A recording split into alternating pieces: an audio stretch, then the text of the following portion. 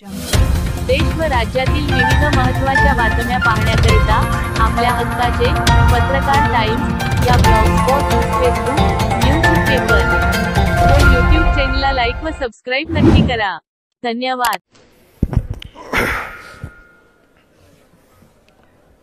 पश्चिम महाराष्ट्र उद्योग परिषद 2023 आदरणीय उदयन महाराजांच्या मार्गदर्शनाखाली होत असलेली ही परिषद आणि या परिषदेसाठी उपस्थित असलेले महाराष्ट्र राज्याचे माजी मुख्यमंत्री आणि सध्या केंद्रामध्ये सूक्ष्म लघु उद्योजक मंत्री सन्माननीय नारायणरावजी राणे साहेब,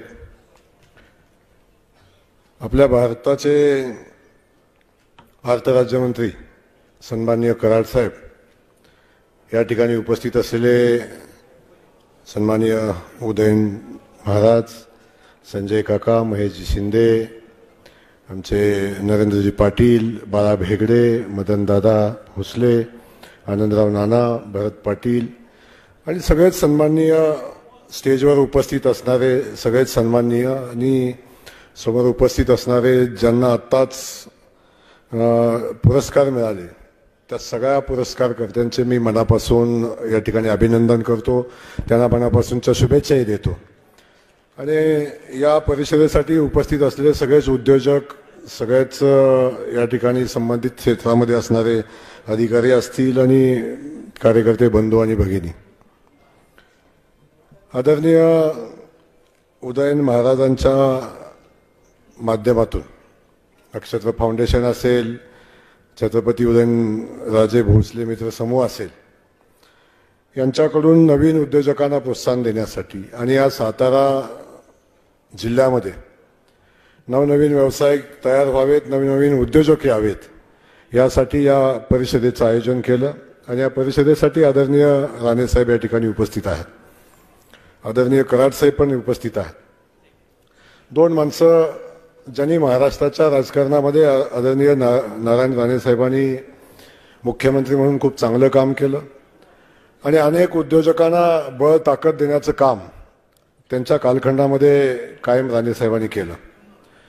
आता केंद्रामध्ये एका मोठ्या खात्याची जबाबदारी पार पाडत असताना त्यांच्याकडं सूक्ष्म व लघु उद्योजक खातं त्यांच्याकडे आहे आणि त्या माध्यमातून नवनवीन उपक्रम राबवून या देशातल्या नवीन उद्योजकांना, छोट्या छोट्या इंडस्ट्रीला बळ आणि ताकद देण्याचं काम आदरणीय राणेसाहेबांच्या माध्यमातून होतं. मी राणेसाहेबांचं या सातारा जिल्ह्यामध्ये, या सातारा जिल्हा भारतीय जनता पार्टीचा अध्यक्ष म्हणून मी मनापासून स्वागत करतो आणि आपल्या मार्गदर्शनाखाली या देशामध्ये उद्योजक क्षेत्रामध्ये क्रांती घडेल अशा पद्धतीची अपेक्षा या निमित्तानं मी व्यक्त करतो. आदरणीय कराड साहेबांचं आमचं खूप जवळचं संबंध आहेत आणि कराड साहेब कायमच या जिल्ह्यामध्ये येत असताना या जिल्ह्यातल्या सगळ्याच आमच्या सहकार्यांना मदतीचा हात देत असतात. आता आमच्या उद्योजकांनी कराड साहेब काही भावना व्यक्त केल्या की शासनाच्या अनेक स्कीम्स नवीन नवीन उद्योजकांना बळ देण्यासाठी येतात. काही ठिकाणी सबसिडीच्या स्कीम येतात, काही ठिकाणी त्यांना नवनवीन उद्योजक उभे राहावे अशा पद्धतीची भूमिका शासन घेतं, आदरणीय मोदीजी घेतात.